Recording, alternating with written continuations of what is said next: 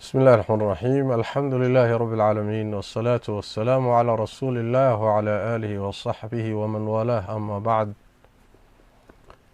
أيها الإخوة، أيها الأبناء، أيها الطلبة، السلام عليكم ورحمة الله وبركاته. نسأل الله تبارك وتعالى أن يوفقنا لما يحبه ويرضاه، وأن يجعلنا ممن يستمعون القول فيتبعون أحسنه، وخير ما نستهل به في هذه الجلسة أو في هذا الاجتماع هو إعادة الشكر والحمد لله تبارك وتعالى، فإنه له الحمد والشكر ظاهرا وباطنا. الحمد لله الذي بنعمته تتم الصالحات. إلهي baa mahad iskale tabaaraka watacaala. walaalayaal, isagaa mudan xilli walba iyo xaalad walba in loo mahad celiyo likamaali daatihi wa asmaa'ihi wa sifaatihi. maxaa yeelay ilaahay tabaaraka watacaala sidiisuu u ammaanan yahay oo waa xamiid oo ceeb iyo dhimanaan ma laha. waa midda labaad ee allah tabaaraka watacaala wuxuu ku ammaanan yahay oo ku mahadsan yahay linicamihi alatii laa tuxsaa, nicmooyinkiisa aan la tira koobi karin, ee kuwo muuqda iyo kuwo qarsoonba isugu jira, kuwo caam iyo kuwo khaasa. marka ilaahay tabaaraka watacaala ayaan marka hore u mahad celinaynaa. bacda dalika kelimadu waxay ku saabsan tahay sidii horey baa laydinku iclaamiyey cajziga ama bilaxraa kasalka iyo sidii loo daaweyn lahaa, ruuxu ula dagaalami lahaa, ruuxa aan qabinna siduu isaga ilaalin lahaa, ruuxa u cudurkaasi ku dhacana sidii laysaga daaweyn lahaa oo uga bixi lahaa. waa mowduuc runtii maanta muhima. wadciga aynu ku sugannahay iyo xaalkeenna markaad fiiriso, maxaa yeelay waxaa inaga qaalib noqday cudurkaas oo aathaar fara badan iyo saameyn fara badan runtii inagu leh. marka in aan daraasayno shayga sababtiisa raadinno, daawadiisa raadinno, maxaa yeelay ruuxa ama mujtamaca haddiiba wahsigu ku dhaco kasalkaas, wixii uu qaban lahaa ruuxu hadduu ka cagjiido ama mujtamacaba uu ku dhaco cudurkaasi si guud, macnaheedu wax weeye wax injaaza ma yeelanayo, intaaj ma leh, wax soo saar ma leh, ruuxu wax hadafa uu gaari kara ma jiro, wax badan ma xaqiijin karo. nolosha wuxuu noqonayaa ruux nolosha ka dhacsan oo wax weyn aan naftiisana ku kordhin karin, bulshada iyo mujtamaca iyo bashariyadana aan wax badan ugu filayn oo wax badan aan soo kordhin karaynin, wax yar aan xaqiijin karaynin oo wax yaroo ujeedooyinkiisa ka mid aan gaari karaynin buu noqonayaa. sidaas daraaddeed raad xun buu ku leeyahay shaksiga, kadaalika mujtamaca iyo bulshadana raad xun buu ku leeyahay cudurkaasi wahsiga ah ama la yidhaahdo kasalka lagu yidhaahdo luqada carabiga ah, soomaaligana caajiska lagu yidhaahdo ama wahsiga lagu yidhaahdo. ruuxii inay ku cuslaato, wixii uu qaban lahaa inuu ku cuslaado. waxaynu uga hadli doonaa insha allahu tacaala mowduucan dhowr qodob. qodobka koobaad inaan qeexno muxuu yahay caajisku ama kasalku muxuu yahay. waxaan ka hadli doonaa sidoo kale qeybaha uu qeybsamo marka la fiiriyo meesha uu ka soo fulo. waxaan ka hadli doonaa sidoo kale asbaabta keenta. waxaan sidoo kale ka hadli doonaa qaabka loo daaweeyo oo muxuu ahaayey cudurka isaga la isaga daaweeyo iyo daawooyinka lagu daaweeyo ayaan insha allahu tacaala qaadan doonaa. marka hore qeexidiisa iyo tacriifkiisa alimaam ibnulqayim caleyh raxmat ullaahi ayaa qeexay. wuxuu kala saaray waxa la yidhaahdo alcajz iyo kasalka. waa laba uu nabigeenu sal alla alay wasalam ducadiisa ku kulmiyey allahuma inii acuudu bika min alcajzi waalkasal. marka wuxuu qeexayey cajzi maxaa la yidhaahdaa, kasalle maxaa la dhahaa. wuxuu leeyahay alimaam ibnuqayim caleyh raxmat ullah, alcajzu cadamu alqudrati cala alxiilati annaafica. cajziga waxaa la yidhaahdaa inaad awoodi kari weydo ood awood u weydo iyo tabar xeeladii ku anfici lahayd, wixii nafciga lahaa, sababtii aad ku gaadhi lahayd inaad kari weydo, tabar u weydo, cajzi baa la dhahaa. wuxuu yidhi waalkasalu cadamu aliraadati lificlihaa, sababtii iyo xeeladii aad ku gaadhi lahayd shayga nafciga leh adigoo kari kara haddana inaadan rabinba. waad kari kartaa, awooddeedii waad leedahay, xubnihii waa kuu fayow yihiin, waad qaban kartaa, laakiin inaad qabato ma rabtid. cadamu aliraada lificlihaa, taasaa waxaa la yidhahdaa kasal la yidhaahdaa.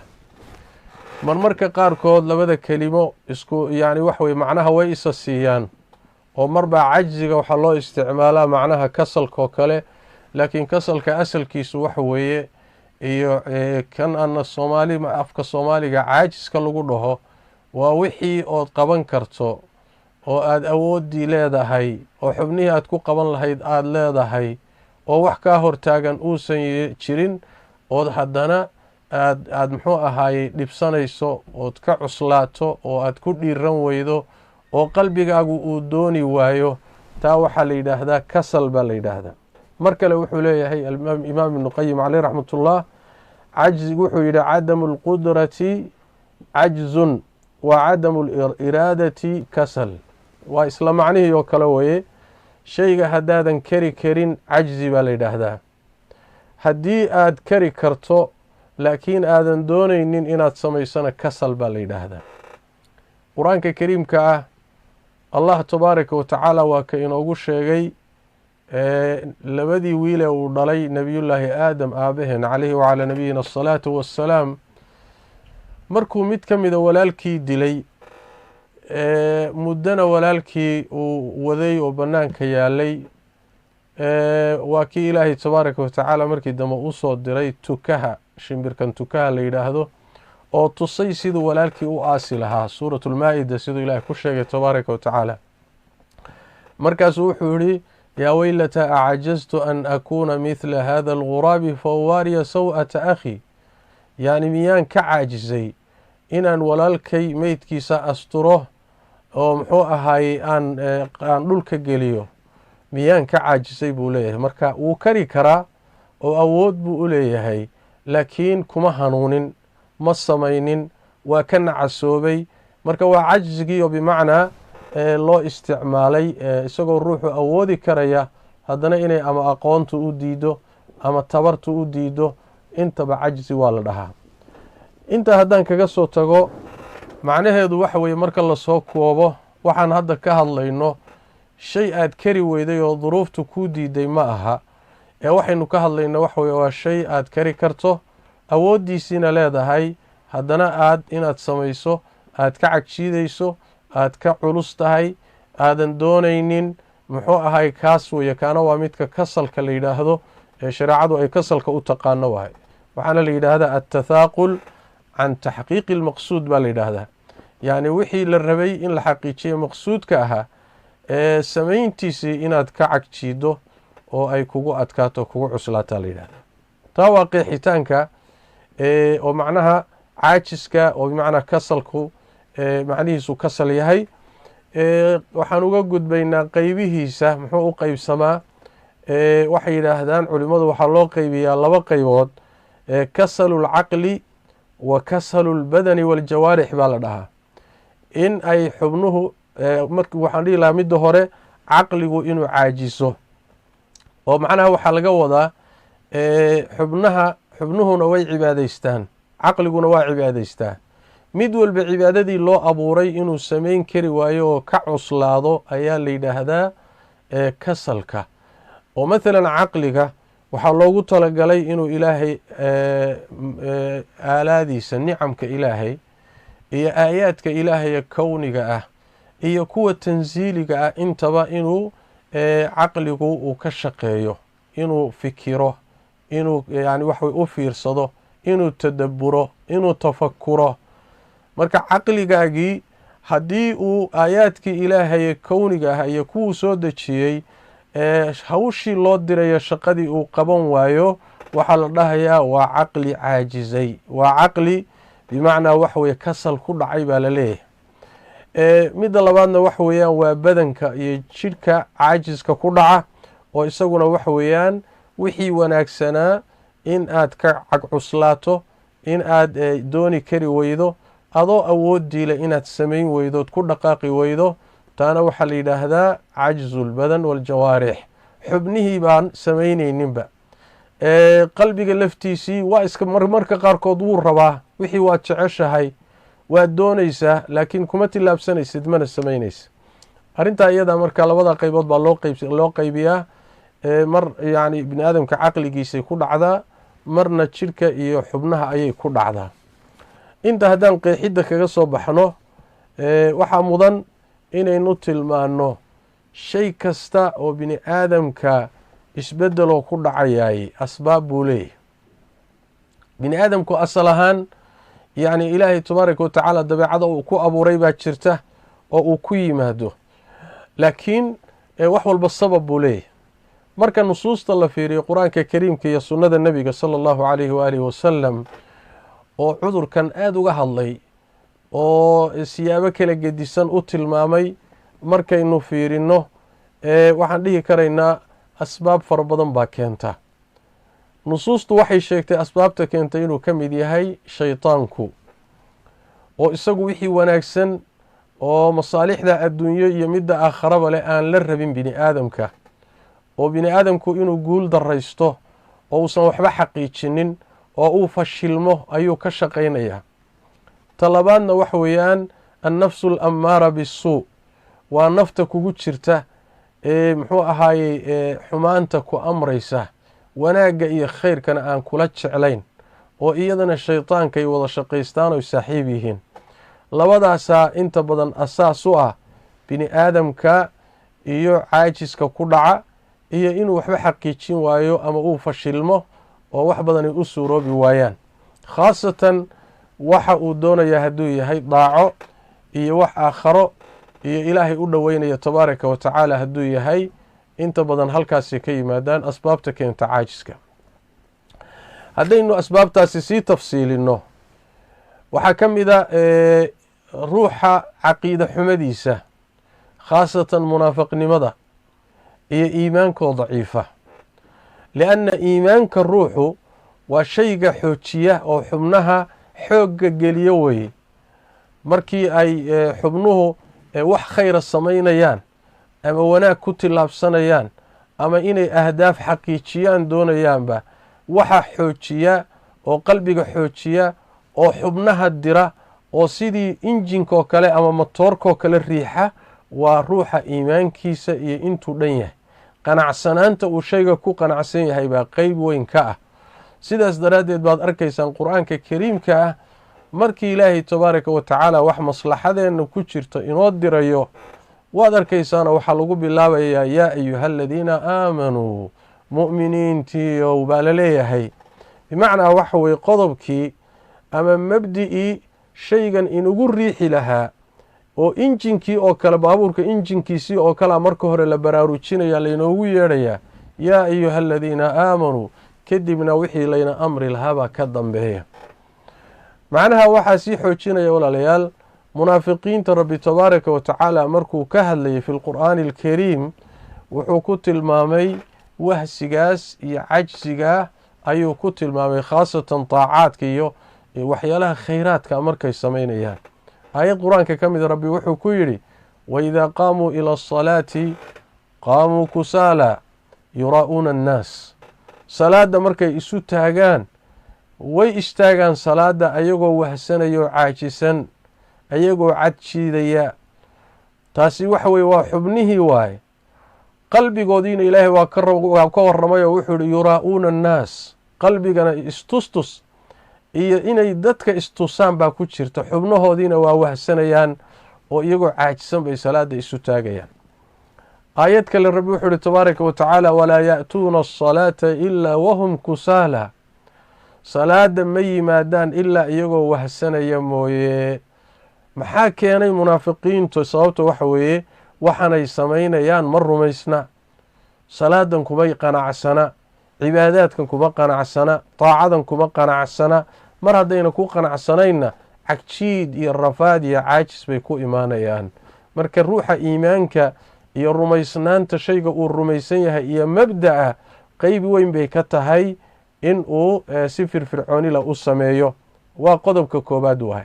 mar kastoo ruuxa iimaankiisu uu xoogaysto waad arkaysaa, waxaad ka dareemaysaa markaaba wuxuu noqonayaa ruux firfircoon oo daacaadkii ku firfircoon, oo camalkii saalixa ku firfircoon, oo cilmiga barashadiisa u firfircoon, oo wax soo saar le buu noqonayaa. ruux injaazaad iyo wax soo saar le buu noqonaya.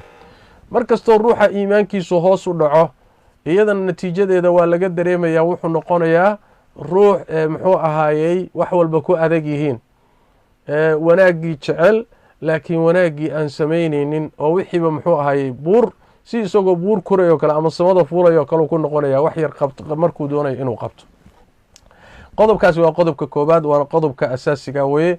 qodobka labaadi waxa weeyaan iyo sababta labaad sida uu leeyahay alimaam ibnuljawsi caleyh raxmatullah wuxuu leeyahay yani almuujibu lilkasali xubu raaxa. waxyaalaha waajibiye keena yani wax weeyaan wahsiga iyo caajiska waxyaalaha keena waxaa ka mid a inuu ruuxu iska jecel yahay inuu iska raaxraaxaysto, inuu iska nasnasto, inuu noloshiisa ku qaato maruu jiifo iyo maruu ciyaarayo iyo maruu daahayo iyo yacni nasiinada faraha badan inuu iska nasto ruuxu waxay ka mid tahay waxyaalaha keena cajziga. oo ruuxu dabeecaddiisu hadday noqoto inuu uun ciyaar ku noolaado, raaxo uun inuu raadiyo hadday noqoto, bimacnaa wax weye waxyaalaha adag ma waajihi karo, yacni nolol adag ma waajihi karo, wax adag uma sabri karo. inta badanna adduun iyo aakharo markaad doonayso inaad lib gaadho, inaad guul xaqiijiso markaad doonayso, waxay u baahan tahay adayg iyo sabir bay u baahan tahay. qodobka saddexaad ama sababta saddexaadi waxa weeyaan yani waxay yidhaahdaan kadalika alfaraagu wasiilatun lilkasal waalqucuud can injaazi almuhimaat. yani ruuxa firaaqada iyo shaqo la-aantu waxay ka mid tahay asbaabta keenta wahsiga iyo ruuxu inuu muhimadiisii iyo wuxuu rabay iyo ahdaaftiisa inuu xaqiijin kari waayo. bimacnaa waa kii nabigeenu lahaa sal alla alay wasalam firaaqada iyo ruuxu inuu gacmo maran yahay iyo inuu wakti hayo dadka intooda badan kama faa'iistaan. nicmataani maqbuunun fiihima kathiiru min annaas waa kii nabigu yihi sal alla alay wasalam. laba nicmo dadka intooda badani waa kadsoon yihiin, waa ku sirmayaan, way dhaafayaan ayagoon ka faa'iidaysanin. wuxuu nebigu yuri sal alla alay wasalam labada nicmo wuxuu ku sheegay alsixatu waalfaraaq, caafimaadka iyo firaaqada. marka ruuxu markay firaaqadu ku badato oo muxuu ahaayey uusan shaqo haynin oo bataaladu ku badato, shaki ma laha waxay keenaysaa markaasi inuu wanaaggii ka wahsado, inuu wakhtigiisii marka meelo kale iyo wax maalaa yacni ay waxaan faa'iido lahayn inuu wakhtigiisii galo, oo ruux wax soo saar lama noqonayo, markaana asal wahsi baa u noqonaya.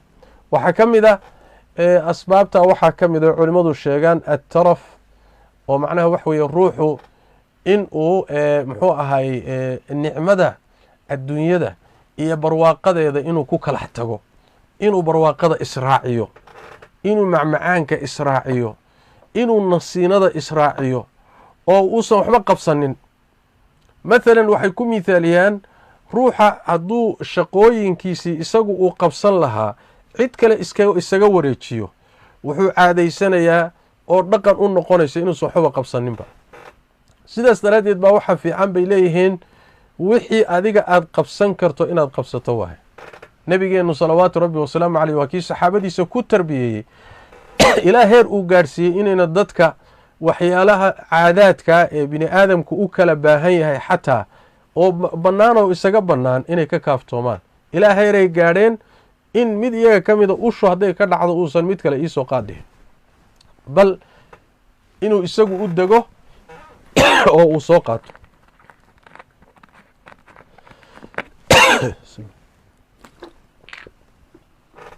marka inuu ruuxu isbaro acmaashiisa inuu qabsado, shaqooyinkiisa inuu qabsado, inuu isagu shaqeeyo. haddii kaleeto jidhka wuxuu baranayaa tarafka iyo raaxada faraha badani waa la tegeysaa. waxaa ka mid ah asbaabta ay culimmadu sheegaan, waxaa ka mid ah oo wahsiga keena, waxaa ka mid ah ruuxu inuu iska badiyo cuntada iyo cabitaanka. kathratu طacaam washaraab, israafka waxa la yidhaahdo. allah tabaaraka watacaala siduu qur-aanka inoogu sheegay wakuluu washrabuu walaa tusrifuu. cuna oo caba laakiin ha xad gudbina. bimacnaa shay walba xad buu leeyahay. shayga asagoo maslaxo ah haddana xaddiisa haddii la dhaafiyo wuxuu isu bedelayaa lid buu isu bedelayaa. yacni waxaa ka soo baxaya waxyaalo fara badan oo adraar ah oo bini aadamkii dhib ayaa ka soo baxaya. marka waa kii nabigeenu yidhi salawaatu rabbi wasalaamu calayhi maa mala'a aadamiyun wica'an sharan min baطnihi. bini aadamku ma buuxiyo weel ka shar badan calooshiisa. waxa weel la buuxiyo waxaa ugu shar badan uguna dhib badan inaad caloosha buuxiso. nebigu wuxu uhi sal alay wasalam bini aadamka waxaa ku filan luqaymaat oo yuqimna bihaa sulbahu, waxoogaa afgelisye ah, luqmado uu gaajada isaga saaro oo dhabarka ku toosiyo oo uu ku noolaado. intaasaa ku filan. hadday laga maarmaan noqoto inaad cuntadii badsato ama cabitaanka badsato, haddaad ka maarmi weydo buu nebigu uri sal alay wasalam fathuluthun liطacaamihi wa thuluthun lisharaabihi wa thuluthun linafasihi. caloosha marka saddex u qaybiyo, qeyb cuntada geli, qeybna cabitaanka geli, qeybna ha banaanaato oo ka neefso oo hawada u daa, hawada ka qaado. hadday laga maarmaan noqotoba inaad badsato halkaa ha dhaafin. marka haddii aad cuntada badsato oo aad cabitaanka badsato, waxay yidhahdaan culimmadu ruuxu waxaa jidhkii wacaajisayaa, kadibna hurdo iyo wuxuu iska gelayaa inuu nasto oo uusan waxbaba u dulqaadaninba, waxba ma samayn karayo. waana midda hadda inoo badan waaye. wuxuu leeyahay alimaam ibnu kathiir caleyh raxmat ullah aayadda markuu fasiraya wuxuu yihi laa tusrifuu fi lakli lima fiihi min madarati alcaqli waalbadan. cuntada ha ku xadgudbina, maxaa yeelay waxaa ku jira dhibaato caqligaaga gaadhaysa iyo jidhkaaga labadaba. dabcan caafimaadkii baa dhib gaadhaya oo cuntadan faraha badani waa lagu jiranayaa. caqligii baa wax gaadhayaan oo ruuxii wax soo saarkii caqligiisu yeelan lahaa ma yeelanayo. sidaas daraaddeed iqtisaad iyo dhexdhexaysi bay u baahan tahay cunitaanka iyo cabitaanka. wa ilaa waxaa ka imaanaya inuu ruuxu caajiso, cuslaado, waxba xaqiijin kari waayo, mar walba inuu iska seexdo oo muxuu ahay iska hurdo oo sariirta saarnaado inuu jeclaysto, wax soo saari maayo markaasi oo kaleeto. waxaa ka mid ah asbaabta iyadaa culimmadu tilmaamaan sidoo kale kathratu nnowm, hurdada faraha badan. hurdadu waa wax bini aadamku u baahan yahay, asaasiyaadka noloshiisay ka mid tahay. ilaahayna qur-aanka kariimka wuxuu inooga dhigay, wuxuu yidhi mid wuxuu ka dhigay daalkii iyo culayskii jidhka haystay yaa lagu gooyaa. nasiinay hurdadu keentaa. jidhkii baa nashaadkiisii, caajis markuu galay nashaadkiisii buu soo ceshanayaa markuu seexdo. laakiin ayada lafteeda markii layska badiyo iyaduna waxay keentaa caajis bay keentaa iyo wahsi fara badan. saas daraaddeed baa ibnulqayim caleyh raxmatullah wuxuu leeyahay fainahu yumiitu lqalba. wuxuu ka hadlaya hurdada faraha badan, qalbiga ayay dishaa, wayahullu lbadan wayudayicu lwaqta wayurisu algaflata waalkasal buu yidhi. waxay ruuxa dhaxal siisaa yacni inuu qalbigiisu wixii loo baahnaa inuu xusuusnaado, inuu moogaadaba. aakhare waa moogyahay, ilaahay waa moogyahay, masaalixdiisii waa moogyahay. sidoo kaleetana wahsi iyo cagculays ayuu keentaa hurdadoo layska badiyo. qiyaasta jidhku u baahan yahay in la siiyo waa loo baahan yahay, oo sidaynu u tegi doonno haddii hurdadii jidhku u baahnaayo nasiinadiisii ku yaraato, iyada lafteeda waxay ka mid tahay asbaabta dararka keenta oo caajiska keentay ka mid tahay. sidaas daraaddeed tawasut iyo dhexdhexaysi jidhku hurdaduu u baahan yahay ee laga maarmaanka laasimkaana sii, hana ka badinin ayadana asbaabtaasay ka mid tahay.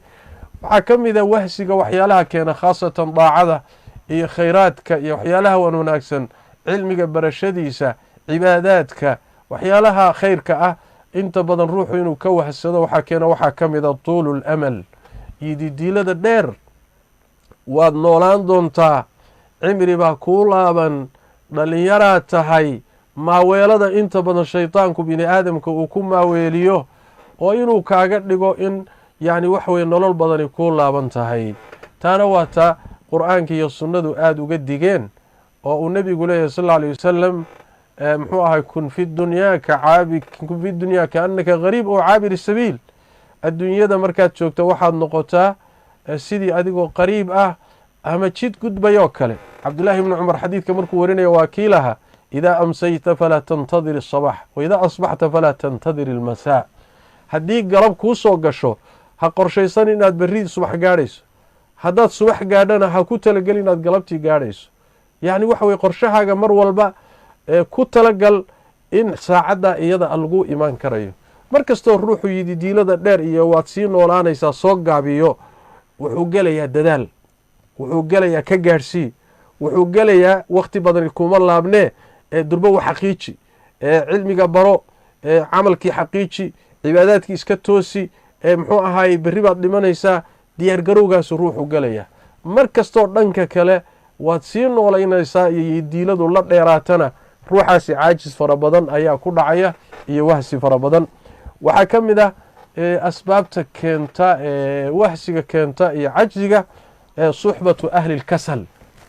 bini aadamka sida qur-aanku inoo sheegay, sunnada nebiga inoo sheegtay sal alla alay wasalam, yani dadka uu saaxiibadii ah, dadka uu la nool yahay, dadka uu la fadhiyo, dadka uu sheeko wadaagga la leeyahay, dadkay isu badan yihiin ayaa saameeya. haddii ay dad wanaagsan yihiinna wanaagga ay leeyihiin ayuu wax ka qaataa. hadday dad xun yihiinna xumaantay wax ka siiyaan. xadiidka abu muusa alashcari iyo qur-aanka kariimka aayado ka mida waa ka ilaahay ku tilmaamay tabaaraka watacala wayowma yacadu aldaalimu calaa yadayhi, aayaadkaad garanaysaan. marka ta'hiirka bini aadamku ista'hiiriyo waa arrin iska cad waay. ruuxu hadduu marka dad wanaagsan oo ahlu nashaad ah oo firfircoon oo injaaz leh, wax soo saaraya, cilmiga markay u jeesadaan meel ka gaadhaya, camalka iyo taacada meel ka gaadhaya, khidmada iyo adeega bulshada iyo mujtamaca muslimka, dacwada iyo ummadda wacyigelinteeda, dad yacni himamkoodu sarreeyaan oo wax soo saar leh ruuxu markuu la saaxiibo way jiidayaan. yacni waxa weye iyagoo kale noqonayaa ama ugu yaraan wuu ku dayanayaa. laakiin cala alcaks hadduu ruuxu dadka liita ee himamkoodu liito ee caajislayaasha ah kuwaa hadduu ku lug xidho oo la saaxiibo sidoodoo kale u noqonayaa. marka dad fara badan oo fiicnaan lahaa waxaa laga soo galay dhanka suxbada, rufqo sayi ah iyo dad xun iyo dhalinyaro xun iyo dad aan niyo lahayn iyo dad nolosha ka dhacay iyo kuwo qashin muxuu ahay sidoodaba meelo hoose ka fikira. waxa ruuxu hadduu la saaxiibo iyadana sidoo kaleeto saameyntooday leedahay. asbaabaha ugu muhiimsan bayna ka mid tahay oo ruuxa bini aadamka a saameeya. asbaabtaa waxaa ka mid a in uu ruuxu muxuu ahay ku tacalluqo waxyaalaha la yidhahdo awhaamta iyo amaanida kaadibka ah. yacni waxau yidi diilooyin iyo waxyaalo aan xaqiiqo ahayn ruuxu inuu ku noolaado iska jeclaysto, alamaani alkaadiba. oo matalan waxa weeyaan isaga oo aan waxba ahayn inuu ismoodo meel wanaagsan inuu joogo. laysa biamaaniyikum walaa amaaniyi ahli lkitaab. yacni allah tabaaraka watacaala wuxuu wax ka dhigay ruuxa camalka iyo waxa uu qabanayo iyo waxa uu xaqiijinayo wax ku yahay. laakiin awoogay baa ahaa iyo aabbahay baa ahaa iyo sheekhanagaa ah iyo culimadii baa sidaa ahayd iyo adiga haddaan ahayn waxba kugu qaban mayso. amjaadaas hore iyo waxaa tegey wax badan adiga kugu biirin mayso. marka wax weye dad badan baa iskala nool. sidaas daraaddeed baa loo baahan yahay. allah tabaaraka watacaala baa dhihi lahaa qur-aanka kariimka wuxuu ku sheegay nimanka la yidhahdo reer bani israa'iil waqarahum fii diinihim maa kaanuu yaftaruun. yacni waxa weeyaan waxyaale iyo khuraafaad aan jirin bay iska dhaadhiciyeen. lan tamasana annaaru ilaa ayaaman macduudaad bay dheheen. annaga sidanadaba naarta waxaan gelaynaa maalmo kooban kadibna waan ka baxaynaa oo muslimiinta nooga dambayn doona ku waari doona. waxaas intay iska dhaadhiciyeen ayay muxuu ahay waxaa ka dhalatay inay kadsoomaan oo wixii ay qabsan lahaayeen iyo khayrkay la imaan lahaayeen inay ka caajisaan oo isaga tagaan. marka ruuxu hadduu ammaani beena la noolaado inta badan iyadana asbaabtay ka mid tahay. waxaa ka mid ah asbaabta iyada ah mujtamaca uu ruuxu ku dhex nool yahay inuu yahay mujtamac qoysaskiisa iyo isaguba fasaadsan. mujtamaca saamayn bay kugu leeyihiin, sida saaxiibada iyo afraadaad la socotaba kuugu leeyihiin baa qoysku kuugu leeyahay, aad ka soo jeedeed ku dhex korayso, mujtamacaad ku dhex koraysa uu kuugu leeyahay. sidaas daraaddeed haddii mujtamac himilo leh oo yani wax weeyaan dadaalaya oo wax soo saaraya oo wax tabcaya, haddii uu ruuxu la noolaado mujtamacaasi ayuu la mid noqonaya. marka mujtamac iyo qoys furfuran, kala daadsan, isaga dhanbac jiida, daroogo, nolosha ka dhacsan, ayadana saamayn weyn bay bini aadamka ku leedahay. intaasi waxaa la dhihi karaa asbaabaha ayay ka mid tahay. asbaabaha waxaa ka mid noqon karaya inuu ruuxu runtii u baahan yahay waxa la yidhaahdo muxuu ahaayey jirkiisu caajiska waxyaalaha keenay ka mid tahay in jirkiisa ay cudurrada qaarkood hayaan oo kale, in mawaadda jirka gelisa firfircoonida iyo nashaadka gelisa qaar ka mida ay ka maqan yihiin oo kale, fitamiinaadka qaar ka mida, mawaad waxaa jirka bini aadamka ilaahay ugu talagalay oo siisa yani tamar siisa, tamar elji siisa ayaa laga yaaba inay ka maqan tahay oo mushkiladiisu ay tahay mushkilo caafimaad. waxaa ka mid ah oo asbaabta ka mid noqon karaya jirkiiba inuu isgalay oo jirkii u waayey exercise iyo tamaariintii u baahnaa inuu waayey. jirka bini aadamka ilaahay wuxuu ugu talagalay inuu shaqeeyo, inuu wax qabto, inuu dhaqdhaqaaqo. xubnahan aad arkaysa ilaahay abuuray haddayna shaqadii loogu talagalay qabanin waa fadhiisanayaan. gacmahan aad arkaysaan haddaan laga shaqaysiinin oyna wax qabanin marka dambe sidaasay ku ingegayaan, faruhuna ma soo laamayaan, gacantuna ma laami karto. haddii dib in looga shaqaysiiyo u baahan tahay fasatarabiya iyo waxay u baahan tahay in dib wakti badan la geliyo oo shaqadii dib loogu soo celiyo. bini aadamka caqligiisa sidoo kaleeto tafkiirka inuu fikiro, inuu wax soo saaro, inuu muxuu ahaayey aayaadka ilaahay kowniga kuwa tansiiliga ah waxyaalahan ilaahay kown ka dhigay inuu caqligu ka shaqeeyo wax soo saaro, waxay u baahan tahay caqliga in la baro. haddaan caqligii uusan shaqaynin isaga dhan waa fadhiisanaya, isaga dhan shaqogab buu noqonayaa. jirkii marka lugihii socod bay rabaan, jirkii dhaqdhaqaaq buu rabaa. haddaan dhaqdhaqaaqii jirka la siinin jirkii waa isgelayaa, waa caajisayaa, ruuxii waxba ma qaban karo, ma tilaabsan karo, caqligiisii iyo fahmadiisii waa fadhiisanaysaa. marka waxay u baahan tahay yani waxa weye asbaabo kaleoo noocaasana way imaan karaan oo dhanka caafimaadka ah, yani biniyada iyo jirka bini aadamka qaabka ilaahay siduu u yaalay iyo wuxuu u baahnaa inuu waayey way ka imaan kartaa. dhinacyadaana waa suurtagal inuu ruuxa caajiska iyo uu ka haysto wahsigu ka haysto. haddaynu intaa ka soo gudubno oynu u nimaadno qodobkii ahaa sidee baa lagu daaweeyaa ama loola dagaalamaa caajiska, waxaynu leenahay haddaynu asbaabtii soo ogaanay caajiska keenaysay dabcan daawadiina waynu garanay. leanna wax weyaan sababta haddii la garto daawadiina in la helay u badan tahay. maxaa yeelay sababtaasi ayaa la raadinayaa sidii meesha looga saari lahaa. daawaduna waa intaa. haddaynu maalan si muxuu ahaayey deg dega u dul marno asbaabta lagu daaweeyo ama muxuu ahaayey lagula dagaalamo caajiska iyo wahsiga, waxaa ka mid ah aliimaanu alxaqiiqi, iimaan dhab ah oo dhammaystiran oo markaasi camal naafica keena. iimaanku markuu dhammaystiran waa inagii soo sheegno asagaa ku riixaya oo kugu riixaya camalkii, isagaa kugu riixaya shaqadii, isagaa kugu riixaya cibaadaadkii, isagaa kugu riixaya cilmigii naaficaha, isagaa kaa dhigaya ruuxa soo saar leh. waxaa ka mid ah culuwulhimma, ruuxa inuu qasadkiisa iyo himmadiisa iyo niyadiisu inay sarrayso. dad baa marka horeba yani waxa weeye niyadoodiiyo waxay raadinayaan meel hoose ka dhiga. markiisaba hadafkiisa iyo ujeeddada uu nolosha ka leeyahay waa wax yaroon qiimo lahayn. waa wax muxuu ahaayey muxuu ahaayey nolol yaroo iska basiida iyo muxuu ahaayey waxyaalahan madaahirta iyo muuqaalada adduunyada iyo waxaan macno weynba lahayn baa marka horeba hadaf u ah. marka inuu ruuxu himadiisu sarrayso, hadday himadaadu hoosayso calaa qadri ahli lcasmi taati alcazaa'im, kolba qasadkaagii niyadaadu meeshay gaadhsiisan tahay baa wax lagugu siiyaa. sidaas daraaddeed baa ibnuqayim caleyh raxmatullah wuxuu yidhi labada shay ee wax walba nebigu ku ekeeyey sal alay wasalam waa labada qodob ee ducadiisa ku soo arooray. allahuma ina nas'aluka athabaata fi اlamri wاlcaziimata cala اrushdi. ruuxu inuu leeyahay caziimo saadiqa ah oo musamima ah, caziimo adag iyo go-aan inuu leeyahay waa qodobka xiga waa. himadaadu markay sarrayso oo meel sare laacayso oo wax weyn xaqiiji aada leedahay oo noloshan aad ujeedooyin iyo khaayaad sarsare ka leedahay, haddana waxaa laga maarmaana inaad go-aan adag tahay, inaadan go-aankaagu jilicsanayn.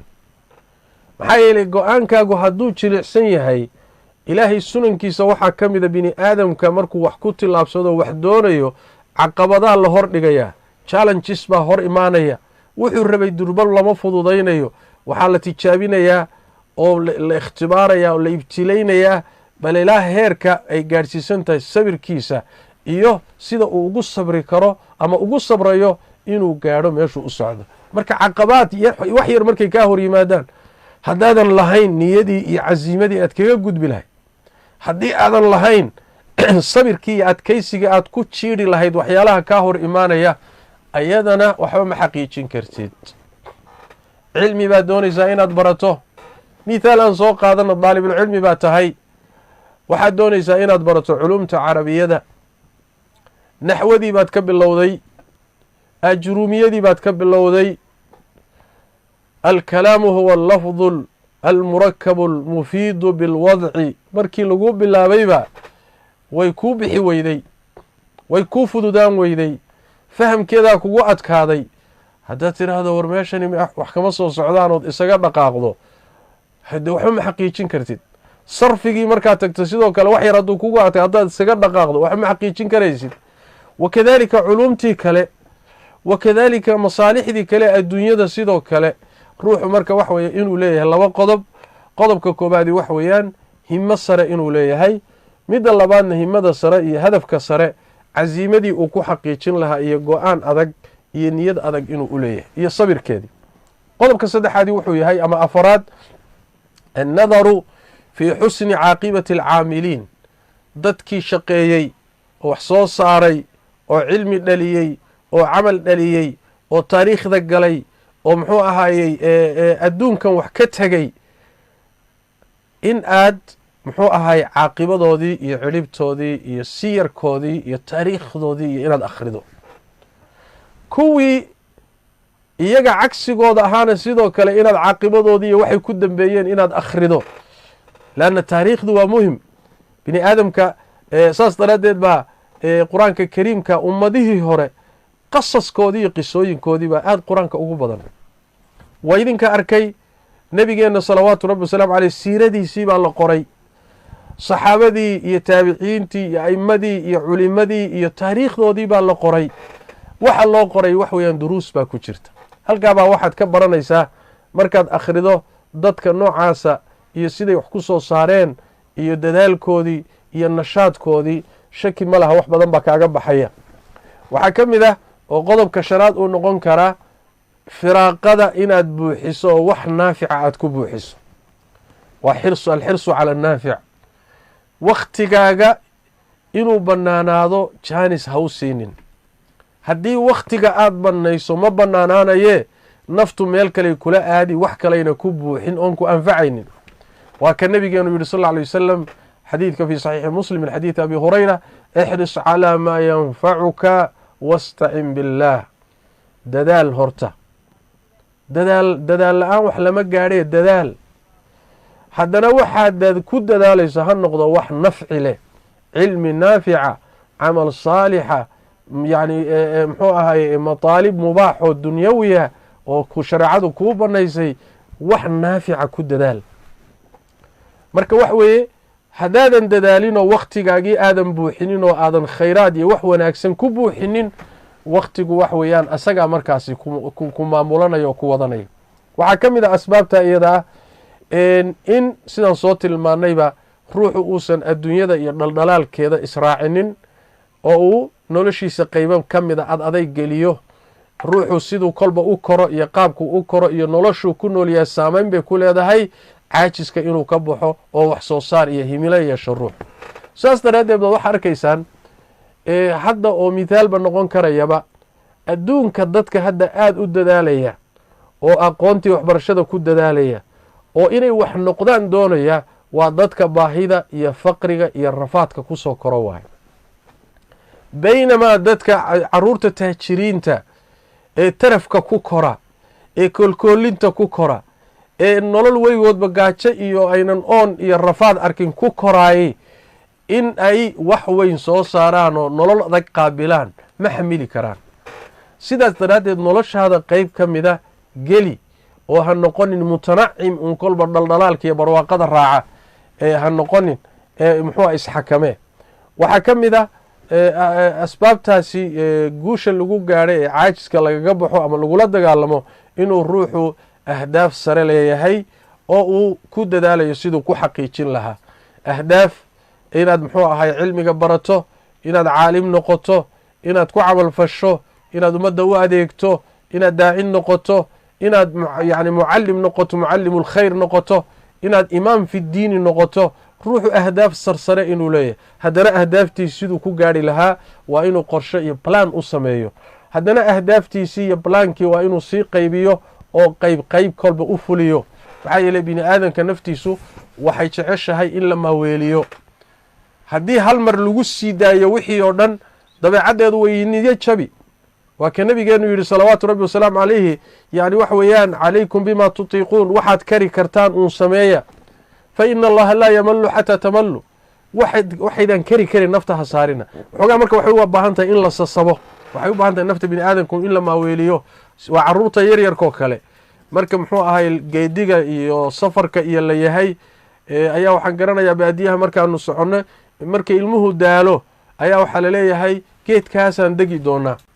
waxoogaa marka nashaad baa ku gelaya, haddana meeshii marka la gaadho haddana meeshaas wax yar baa inoo laaban. naftu marka waxay u baahan tahay in yani si tartiiba wax loo geliyo. marka ahdaafta aad doonayso inaad xaqiijiso maraaxil ka dhig. mid markay xaqiijiso ku guulaysato kii kale markaasi nashaad bay u yeelanaysaa macnaha.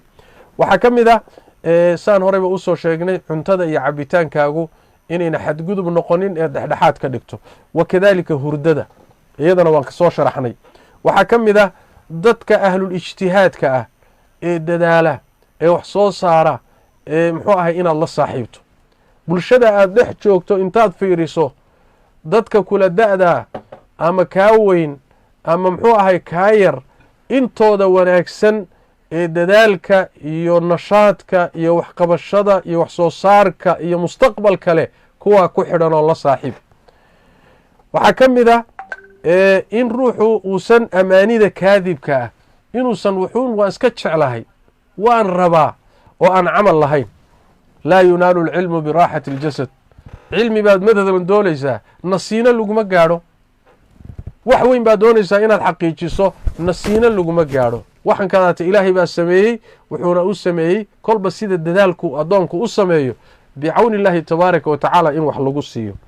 waxaa ka mid ah asbaabta iyada ah saan horeyba u sheegnay culimmadii hore raggii wax soo saaray, raggii muddo kooban yani wax injaazaadka waaweyn sameeyey, raggii dhinacyo fara badan wax ka soo saaray ama ha noqoto masaalixda adduunyada ah ama masaalixda diiniga ah, raggii ummadda hogaamiyey, cilmi ku hogaamiyey, aqoon ku hogaamiyey, wax weyn ka tegey, raggaas siyarkoodii iyo taariikhdoodii in aada loo akhriyo waa miduu leeyahay alimaam ibnu jawzi caleyh raxmat ullah. wa min anfaci alcilaaji annadaru fi siyari اlmujtahidiin. daawooyinka ugu nafci badan waxaa ka mid ah dadkii dadaali jiray dhaqankoodii iyo siiradoodii inaad akhrido oo la akhriyo oo muxuu ahay ruux u akhriyo. waxaa ka mid ah asbaabta iyada oo ugu muhiimsan walaalayaal hoosta ka xariiqi qodobka isaga ah alisticaanatu biاllahi tabaaraka wa tacaala walisticaadatu bihi. inuu addoonku ilaahay kaalmaysto, isaga awooddiisa iyo xooggiisa inuu ka beri noqdo meel iska dhigo oo rabbigii tabaaraka wa tacaala tala saarto talada u dhiibto. waa kii xadiidkii haddaan soo marnay nebigula sal lla lay wasalam ixris calaa maa yanfacuka wastacin billaah, hadduusan ilaahay kuu kaalmayn meel ma gaari karti. nebigeenuna sal lla lay wasalam ducadiisii saxiixaankii sida ku timid allahuma innii acuudu bika min alcajzi waalkasal, ilaahu caajiska iyo wahsiga iyo tabardarrada ayaan ilaahu magan kaaga ahay buu nebigu dhihi jiray sal lla lay wasalam. marka inaad ilaahay magan gasho, rabbigaana kaalmaysato, iyaaka nacbudu wa iyaaka nastaciin. iyaaka nacbud waa ujeeddadii lagu abuuray, iyaaka nastaciinna waa wasiiladii aad ku gaari lahayd. haddaadan isaga kaalmaysanin meel ma gaari kartid. laa xawla walaa quwata ila billah wey. marka inaad muxuu ahay arrintaana aad kaalmaysato, xooggaaga keliya aadan isku hadlaynin, dadaalkaaga keliya ha cuskanin, meel laguma gaadho, laakiin ilaahayna kaalmayso tabaaraka wa tacaala oo bari oo isaga magan gal. waxaa ka mid ah oo qodobka 12 noqon kara in aad jidhkasaan sheegnayba tamaariinta muctadilka ah, yani waxa weye jidhka in la shaqo geliyo, jidhka in la layliyo, jidhka in muxuu ahaaye la dhaqdhaqaajiyo, jidhku inuu shaqo galo, jidhku inuu shaqo galo. mar kastoo jidhka bini aadamka shaqada uu gelaya la adkeeyana waa sii adkaanaya. ruuxba ruuxuu ka adag yahay waa ruuxa jidhkiisa shaqada uu galayo shaqaduu qabanayo uu ka adag yahay waay. sidaas daraaddeed baa dadka inta badan ku soo kora manaadiqda iyo gobollada noloshoodu adag tahay, xagga taya ahaan way ka adag yihiin dadka kale. yacni wax weeye ruuxii wuxuu ku koray biyo la-aan, wuxuu ku koray cunto yari, wuxuu ku koray gaajo, wuxuu ku koray oon, asagoo oo dhan wax weye waa ruux adagoo bir a waay. waxay u baahan tahay marka jidhka bini aadamka kolba sidii loo layliyo waay. hadda markaad u fiirsato nebigeenna salawaatu rabbi wasalaamu aleyh iyo saxaabadiisa, yacni noloshii ay ku noolaayeen, noloshay ku dagaalami jireen, noloshii ay diinta ku faafinayeen, iyo markaad deegaamadii iyo say u taalla markaad fiiriso, isma dhahaysid meeshan bini aadan baa sidan ugu noolaan kara. sababtu waxa weeye barbaaridoodii horaaba saa ahaydba, noloshanay ku barbaareen. bal culimmada qaarkood waxay yidhaahdaan in diintan asaaskeedii ilaahay carabta u dooro oo nebi maxamed carabi ka dhigo oo maka ka soo saaro, xikmadda ku jirta waxay ahayd dad adag oo waxay ahaayeen caalamka gaadhsiin kara risaaladan, nolol adagna ku koray. marka waxa weeye inaad jidhkaaga ka shaqaysiiso, nashaad buu helayaa, firfircooni buu helayaa, caajiskaa ka baxaya, wax badan baa kuu qabsoomaya. waxaa ka mid ah asbaabtaa iyada ah maxaan dhihi lahaa daawooyinka waxaa ka mid a ruuxu inuu habeenkii qaar ka mida soo kaco oo salaada habeenkii u soo kaco oo siduu u hurdo aan waagu u baryin. xadiidkii abu hurayra fi saxiixayn waa kii nabigeenu lahaa salawaatu rabbi wasalaamu caleyh, ruuxu markuu seexdo habeenkii shaydaan baa 3 guntimood meesha qadaadka ah ayuu 3 guntimood kaga guntaa. markaasuu guntin kasta wuxuu ku shaabadeeyaa oo ku dhuftaa yacni calayka leylun tawiilun farqud, habeen dheer baa korkaaga seexo. nebigu wuxu uhi sal lla lay slam hadduu soo kaco addoonkii, ruuxii hadduu soo kaco hurdada ka soo kaco oo uu ilaahay xuso, guntimihii shaydaanka mid baa furanta. hadduu weysaysto tii labaad baa furanta, hadduu tukado tii saddexaad baa furanta. fa asbaxa nashitan buu nebigu uri sal lla alay wasalam, fa asbaxa nashitan tayiba nafsi. waagu marka wuxuu u baryayaa asagoo firfircoon oo nashaad miidhan ah oo haddana naftiisu ay fiican tahay, naf faraxsan oo degan oo xasiloon baa waagu u baryayaa. nashaad iyo shaqo qabo, war xageed wax ka qabataa isagoo leh ayaa waagu u baryayaa. nebigu wuxu uhi sal alla alay wasalam wailaa asbaxa khabiitha nafsi kaslaan.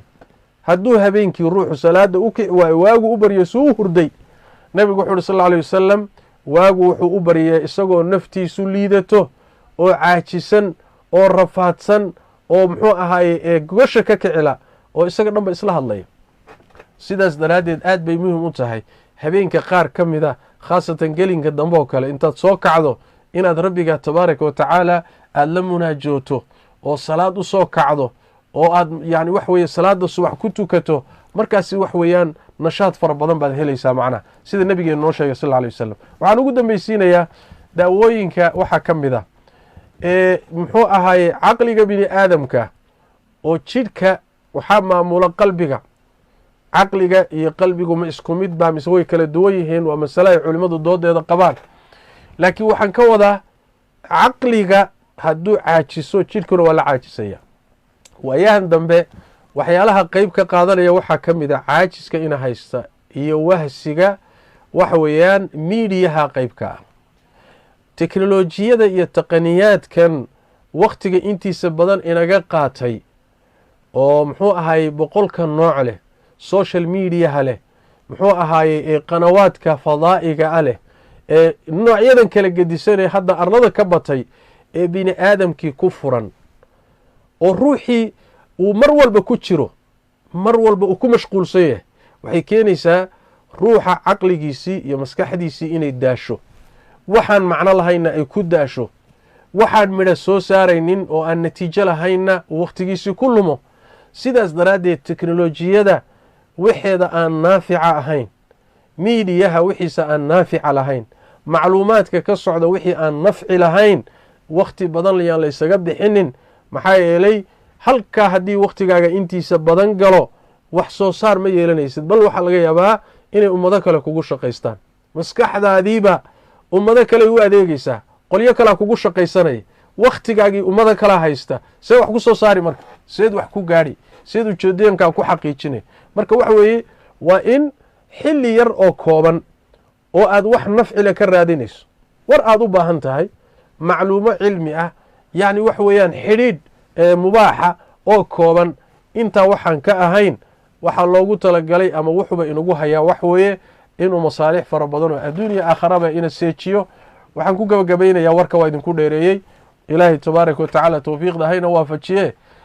muxuu ahayey in aada loo dadaalo oo runtii mujtamacaadkeennu inay wax soo saar badan yeelan waayaan maanta, dhallinyaradeennuna wax soo saar yeelan waayaan, odayaasheennina ay wax soo saar yeelan waayaan, maanta waxaa asaas u ah oo aynu dhammaanteen noqonno ummado kaleeto dulsaar ku ah, ummado kaleeto daba socota shay walba. yacni wax weeyaan adduunyadeennii iyo masaalixdeennii ummado gacanta loogu hayo oo sidii ilmo yar afka wax loogu shubayo oo iyagu laysuu fi lciir walaa fi nafiir, meelna aan ku tirsanayn. sababta keenaysa wax weeyaan waa cajziga iyo wahsigaas iyo muxuu ahaye wax soo saar la-aanta iyo natiijo la-aanta iyo wakhtigeenni oo intiisa badan meel cidla ah ku baxaya. ilaahay towfiiqda hayna waafajiyo. ilaahayna tabaaraka watacaala waxaan weydiisanaynaa cajziga iyo kasalka iyo wahsiga iyo cagculayska inuu ilaahay tabaaraka watacaala inaga qabto. shaydaanka iyo nafta amaarada ah ee waxyaalahan asaaska u ahna ilaahay sharkeeda tabaaraka watacaala inaga sarfiyo. sida ilaahay ba inoo baray tabaaraka watacaala suurad kaamil ah oo qur-aanka ka mid ah labadaasi in magangeliyadooda ilahay inaan ka magan galno ayaa ilahay inagu baray tabaaraka watacaala. waa suuratu nnaas waay. iyada dhan waxay ka hadlaysaa yani shaydaanka wax waswaasiya oo jin iyo insi ah. culimada qaar waxay leeyihin insigu waxa laga wadaa naftaada kugu jirta, jinka waabaa la gartay waa shaydaankeed. labadoodana nabigu sal alay waslm waa ka xadiidkiisa ku kulmiyey, acuudu bika min shari nafsi wa min shari shayطaani wa sharakihi ama shirkihi. marka wax weeyaan ilaahay nafta sharkeeda iyo shayطaanka sharkiisa iyo waxyaalaha kale sharka lahoo dhan ilaahay tabaaraka watacala haynaga badbaadiyo. ilaahayna tabaaraka watacaala aafaadkan socda iyo cudurkan adduunka halakeeyey oo in badan oo ka mida u dhinteen, in badanna hadda u jiifaan, in badanna cabsidiisa ay qabaan, ilaahay naga badbaadiyo oo ilaahay naga samata bixiyo tabaaraka watacaala. intii u dhimatay oo muslimiintana ilaahay u naxariisto, inta u jiiftay u xanuunsanaysana ilaahay tabaaraka watacaala xanuunka ha ka qaado. waad mahadsantihiin, ilaahay baana mahad dhammaanteed iska leh. hada wabillahi towfiiq, wsala allahuma wslam wbaaraka calaa nabiyina muxamed wcala alihi wasaxbi waslem.